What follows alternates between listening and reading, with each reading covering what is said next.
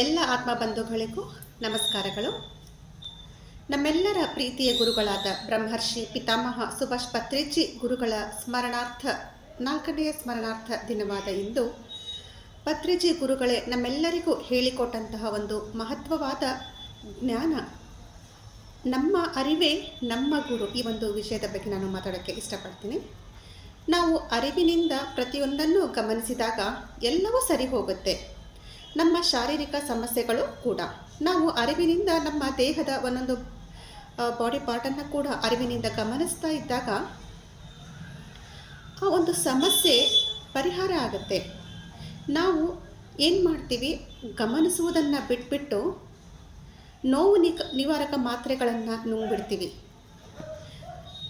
ಮತ್ತೆ ಆ ಒಂದು ಸಮಸ್ಯೆ ನಮ್ಮ ಲೈಫಲ್ಲಿ ಮತ್ತೆ ಬರುತ್ತೆ, ಶಾರೀರಿಕವಾಗಿ ಮತ್ತೆ ಕಾಡೋಕ್ಕೆ ಸ್ಟಾರ್ಟ್ ಮಾಡುತ್ತೆ. ನಾವು ಮತ್ತೆ ತಗೊಳ್ತೀವಿ, ಮತ್ತೆ ಬರುತ್ತೆ. ಆವಾಗ ಏನು ಮಾಡ್ತೀವಿ, ಸ್ಟ್ರಾಂಗ್ ಫುಡ್ ತಗೊಳ್ತೀವಿ.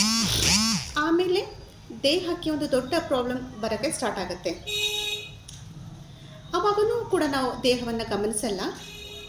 ನಮ್ಮ ಗಮನವನ್ನು ಆ ಒಂದು ನೋವನ್ನಿಂದ ಮರಿಬೇಕು ಅಂತ ಹೇಳಿ ಬೇರೆ ಕಡೆ ನಾವು ಡಿಸ್ಟ್ರ್ಯಾಕ್ಟ್ ಮಾಡ್ತೀವಿ. ಮೊಬೈಲಲ್ಲಿ ವಿಡಿಯೋಸ್ ನೋಡೋದು, ಬೇರೆ ಆ ಮೈಂಡನ್ನು ಬ್ಯುಸಿಯಾಗಿಡೋಕ್ಕೆ ಟ್ರೈ ಮಾಡ್ತೀವಿ. ಸಂಗೀತವನ್ನು ಕೇಳೋದು, ಮಾತಲ್ಲಿ ನಾವು ನಮ್ಮನ್ನು ಮಗ್ನಗೊಳಿಸ್ಕೊಳ್ಳೋದು, ನೋವಿನ ಅರಿವೇ ಆಗಬಾರ್ದು ಆ ರೀತಿ ನಾವು ಮಾಡಿಬಿಡ್ತೀವಿ. ಮೊದಲನೆಯ ಹಂತದಲ್ಲಿನೇ ಆ ನೋವನ್ನು ಗಮನಿಸ್ತಾ ಅದಕ್ಕೆ ಏನು ಪರಿಹಾರ ಆಗಬೇಕು ಅದನ್ನು ನಾವು ಮಾಡ್ಕೊಂಡು ಬಿಟ್ಟರೆ ಆ ಒಂದು ಗಮನಿಸುವಿಕೆಯಿಂದನೇ ಆ ಒಂದು ಸಮಸ್ಯೆ ಪರಿಹಾರ ಆಗ್ತಾ ಇರುತ್ತೆ.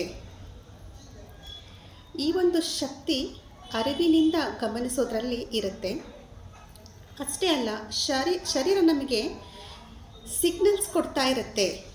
ಹೊಟ್ಟೆಯಲ್ಲಿ, ಎದೆಯಲ್ಲಿ, ಗಂಟಲಲ್ಲಿ ಕೂಡ ನಾವೇನು ಮಾಡ್ತೀವಿ, ಅದನ್ನು ಕೂಡ ಇಗ್ನೋರ್ ಮಾಡಿಬಿಡ್ತೀವಿ. ಅಲ್ಲಿ ಮೈಂಡ್ ತನ್ನ ಒಂದು ಗೇಮ್ನ ಮಾಡುತ್ತೆ, ನಿಗ್ರಹ ಮಾಡಿಬಿಡುತ್ತೆ. ಎವ್ರಿಥಿಂಗ್ ಈಸ್ ಓಕೆ, ಎಲ್ಲ ಸರಿ ಇದೆ ಅನ್ನೋ ರೀತಿಯಲ್ಲಿ ನಾವು ಅದನ್ನು ಇಗ್ನೋರ್ ಮಾಡಿಬಿಡ್ತೀವಿ. ಆದರೂ ಎಷ್ಟೇ ಬ್ಯುಸಿ ಇದ್ದರೂ ಕೂಡ ನಮ್ಮ ಶಾರೀರಿಕ ಸಿಗ್ನಲ್ ಮತ್ತೆ ಅದು ಸಿಗ್ನಲ್ನ ಕೊಡ್ತಾ ಇರುತ್ತೆ. ಸ್ಟ್ರಾಂಗ್ ಆಗಿ ಹೊಟ್ಟೆಯಲ್ಲಿ ಸಮಥಿಂಗ್ ಪೇನ್ಫುಲ್ ಅಥವಾ ಹೊಟ್ಟೆ ರೂಮ್ ಅಂದಂಗೆ ಆಗ್ತಿದೆ ಏನೋ ಹೇಳ್ತಾ ಇರ್ತೀವಿ ಅಲ್ವಾ. ಭಾರ ಅನಿಸೋದು, ಎದೆಯಲ್ಲಿ ಟೈಟ್ನೆಸ್ ಫೀಲ್ ಆಗೋದು. ಯಾಕೆ ಅಂದರೆ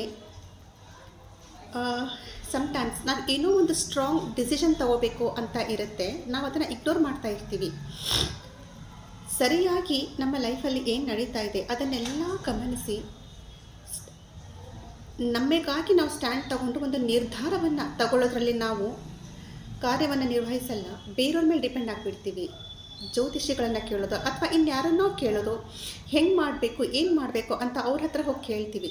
ಅದ್ರ ಬದಲು ನಮ್ಮ ಶರೀರವನ್ನೇ ನಾವು ಗಮನಿಸ್ಕೊಂಡಾಗ ಶಾರೀರಿಕ ಸಮಸ್ಯೆಗಳಾಗಿರಬಹುದು ಅಥವಾ ನಮ್ಮ ಸುತ್ತಮುತ್ತ ನಮ್ಮ ಲೈಫಲ್ಲಿ ಏನು ನಡೀತಾ ಇದೆ ಅದಕ್ಕೆಲ್ಲ ನಾವೇ ಒಂದು ವ್ಯವಸ್ಥಿತವಾದ ಕಾರ್ಯರೂಪದಲ್ಲಿ ತಗೊಂಡು ಹೋಗುವಂಥದ್ದು ನಮ್ಮ ಲೈಫನ್ನು ಮಾಡ್ಕೋಬಹುದು.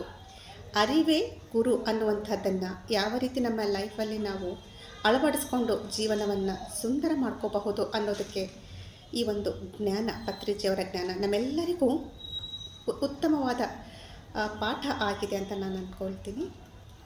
ನಾವೆಲ್ಲ ಈ ಒಂದು ಅರಿವಿನಿಂದ ನೋಡೋದನ್ನು ಇಂದಿನಿಂದ ತುಂಬ ಸ್ಟ್ರಾಂಗಾಗಿ ಅಳವಡಿಸ್ಕೊಳ್ಳೋಣ. ಪ್ರತಿಯೊಂದನ್ನು ನೋಡ್ಕೋಬೇಕು. ಧ್ಯಾನದಲ್ಲಿ ಕೂತ್ಕೊಂಡು ಮೇಲಿನಿಂದ ಟಾಪ್ ಟು ಬಾಟಮ್ ಬ್ರೈನಲ್ಲಿ ಏನಾಗ್ತಾ ಇದೆ, ಈಸ್ ಎವ್ರಿಥಿಂಗ್ ಓಕೆ. ಹಣೆಯ ಭಾಗ, ಕಣ್ಣು, ಮೂಗು,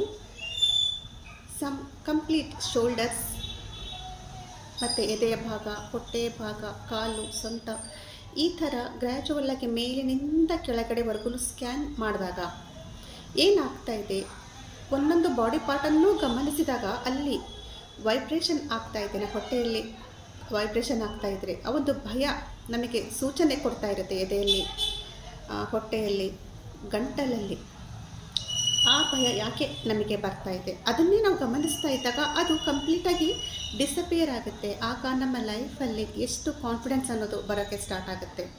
ಈ ಥರ ಆ ಭಯವನ್ನು ದೊಡ್ಡದು ಮಾಡಿಕೊಂಡು ಇಲ್ಲದೇ ಇರೋ ಸಮಸ್ಯೆಯನ್ನು ತಲೆ ಮೇಲೆ ತಗೊಳ್ತೀವಿ. ಅದ್ರ ಬದಲು ಆ ಒಂದು ಸಮಸ್ಯೆ ಪ್ರಾರಂಭ ಹಂತದಲ್ಲೇ ಅದರ ಮೂಲವನ್ನೇ ನಾವು ಕಂಪ್ಲೀಟಾಗಿ ಕ್ಯೂರ್ ಮಾಡಿಕೊಂಡಾಗ ಯಾವ ಸಮಸ್ಯೆಯೂ ಕೂಡ ಬರೋದಿಲ್ಲ. ಹಾಗಾಗಿ ಪತ್ರಿಜಿ ಸ್ಟಾರ್ಟಿಂಗ್ ಲೆಸನ್ಸಲ್ಲೇ ನಮಗೆ ಹೇಳಿಕೊಟ್ರು ಏನಂತ, ಅರಿವೇ ಗುರು. ಅನುಕ್ಷಣವು ಲೈಫಲ್ಲಿ ನಾವು ಯಾವಾಗಲೂ ಅರಿವಿನಿಂದ ಜೀವಿಸಬೇಕು. ಕಾನ್ಷಿಯಸ್ನೆಸ್ನಿಂದ ಸಾಧನೆಯನ್ನು ಮಾಡ್ತಾ ಸೂಪರ್ ಕಾನ್ಷಿಯಸ್ ಸ್ಟೇಟ್ಗೆ ಹೋಗುವಂಥದ್ದೇ ಆಧ್ಯಾತ್ಮಿಕ ಪಯಣ. Thank you so much for watching PMC Nargund. Bye.